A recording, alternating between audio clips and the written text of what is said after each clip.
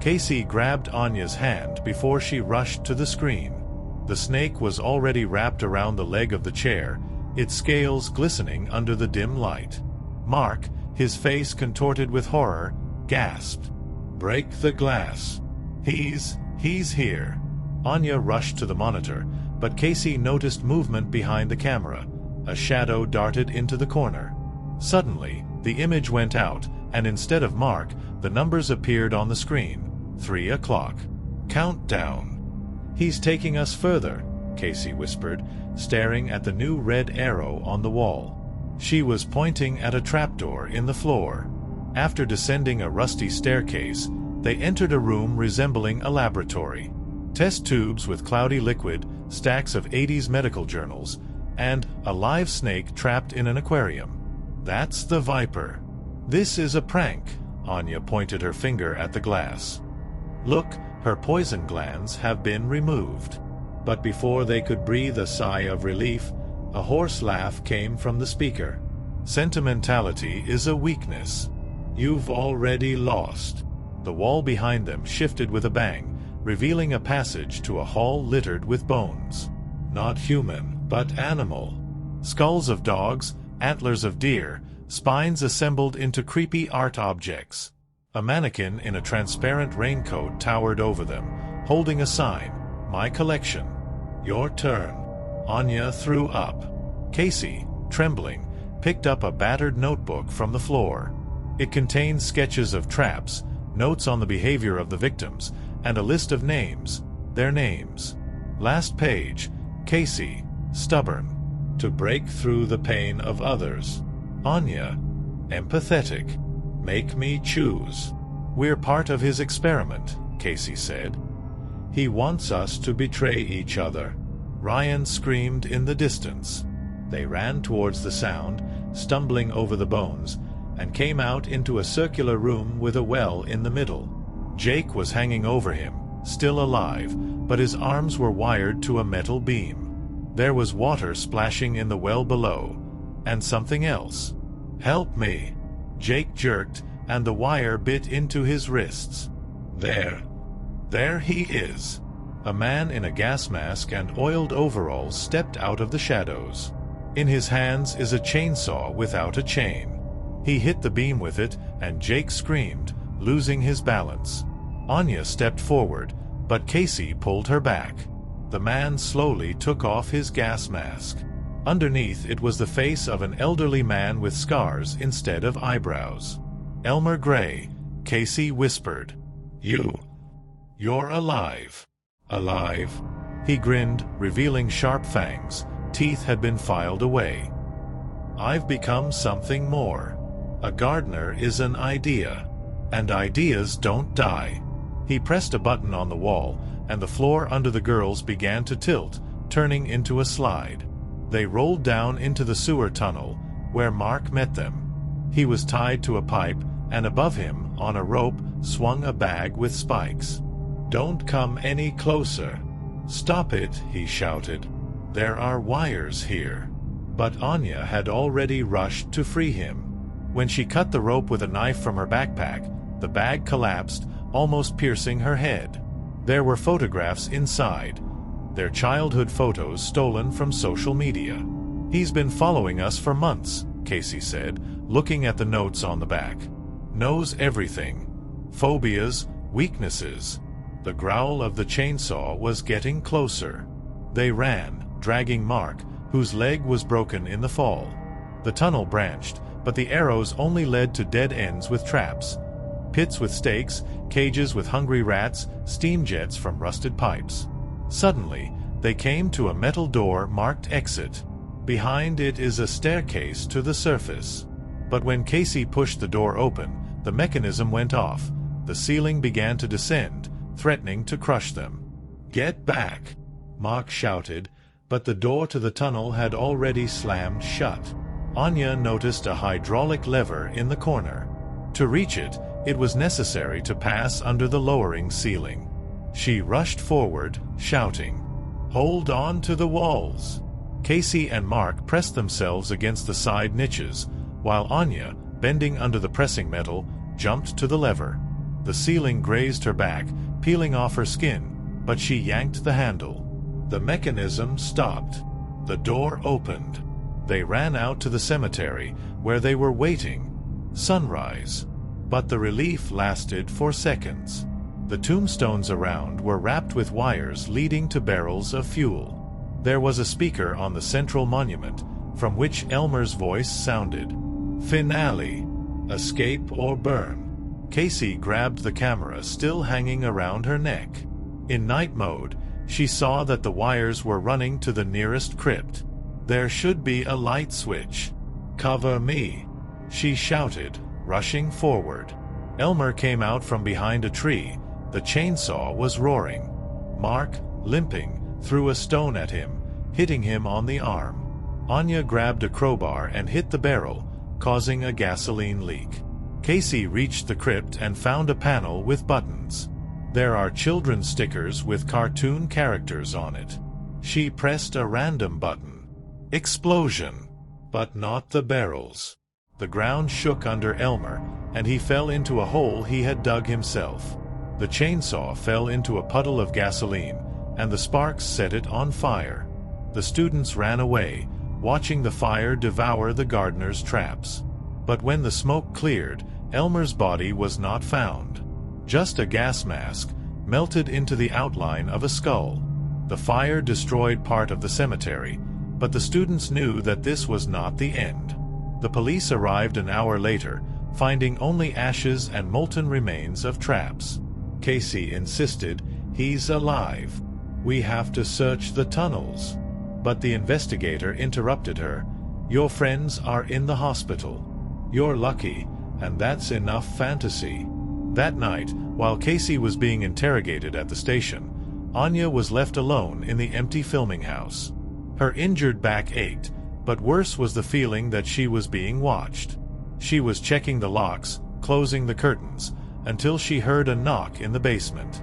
"Mark," she shouted, coming down with a knife in her hand.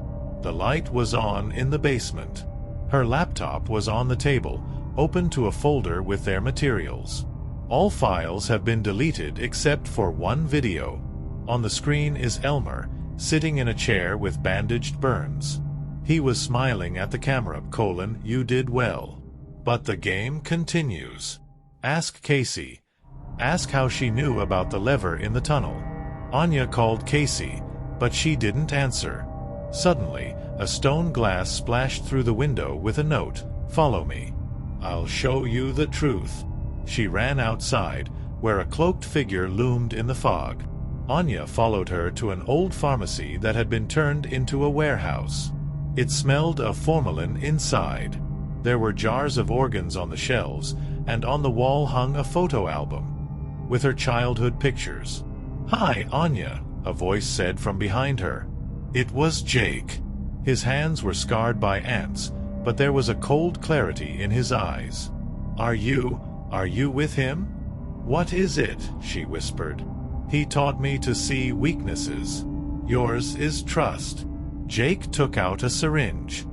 "Casey's already asleep. Now it's your turn." She stabbed him in the side, broke free and ran. But the doors were locked. Jake stood up, wheezing. "He's everywhere. Even if you kill me." Shot. Jake collapsed, and Mark was standing in the doorway with a gun. His face was pale, and his leg was in a makeshift splint. "I saw you leave," he panted. "Casey's in a coma. She was poisoned." They searched the pharmacy, finding Jake's diary.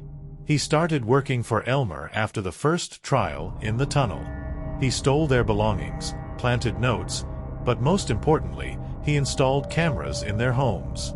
"We are all under surveillance," Mark showed a photo. Their apartments, taken from different angles.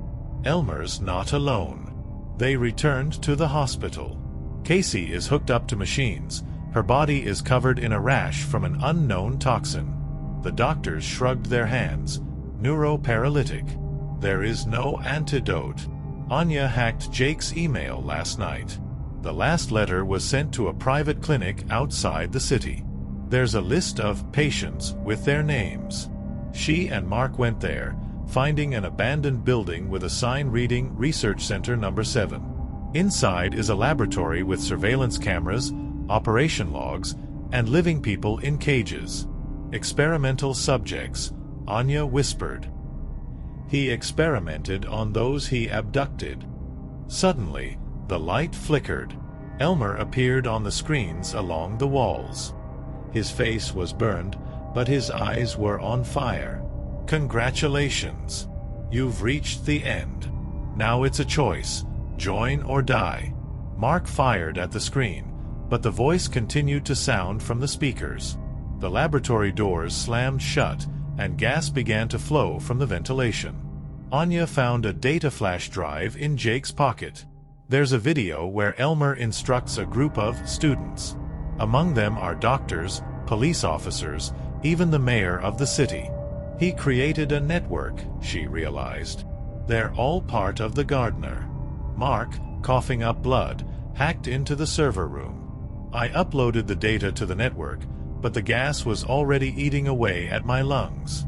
Run, he croaked. I'll hold them off. She ran out, hearing gunshots and screams behind her. The data went online, and by morning the city had exploded in scandal. The clinic was stormed, the students were arrested, but Elmer was not found. A month later, Anya came to Mark and Casey's grave. The wind was rustling the leaves when there was a creaking sound behind her. An old man with a scar instead of an eyebrow was sitting on a bench. Ideas don't die, he said, disappearing into the crowd. Anya realized, this is war, and it has just begun. Anya moved to another state, changed her name, and deleted her social media. But every creak of the van outside the window made her shudder. She got a job at a convenience store on the outskirts of the city.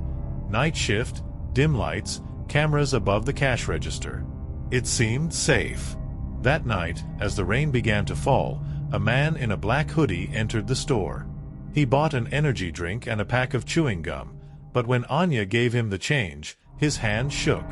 There's a tattoo on his wrist, a stylized flower, just like in the gardener's diary. She froze, but the client was already leaving. His car, a black SUV with no license plates, was parked around the corner. Anya took a picture of her on her phone, but a minute later she received a notification. The photo was deleted due to a violation of the privacy policy. No, no, no. She poked at the screen until she heard a knock. Shadows crept across the roof as someone climbed into the warehouse. Calling the police, Anya grabbed a canister and a knife. But when the guards arrived, they just shrugged their shoulders. There is no one there. It seemed to you. The next day, there was an envelope in her mailbox. Inside is a printout of her route for the month. Home, work, pharmacy.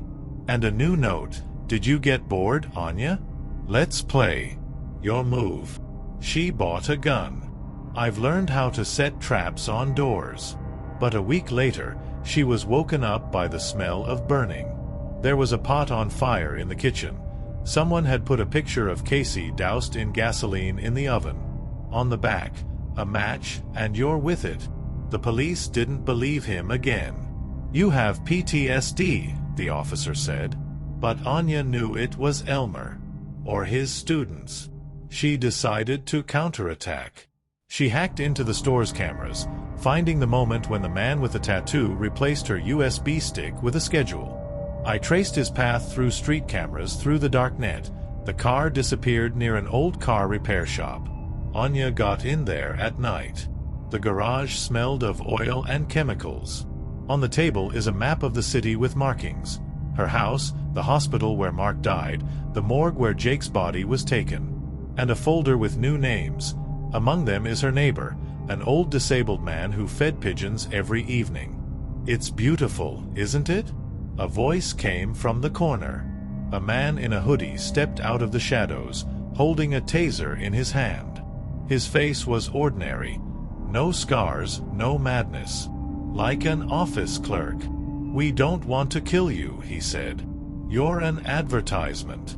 living proof that the gardener is stronger. Anya fired. She missed. The man laughed. Was the gun stolen from the store? Cute. And here's mine. He took out a semi-automatic machine.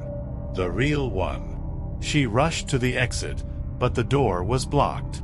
The taser hit her in the back, and the world plunged into pain. Anya woke up in a white room. There is a screen on the wall. It shows a girl tied to a chair. Her face is covered with a bag, but Anya recognizes herself by the mole on her neck. Live broadcast. Voice from the speaker. The audience is voting. If he gets 1,000 likes, they'll open his stomach. 5,000, the face will be cut off. You're a star, Anya. There was a phone in the corner of the room.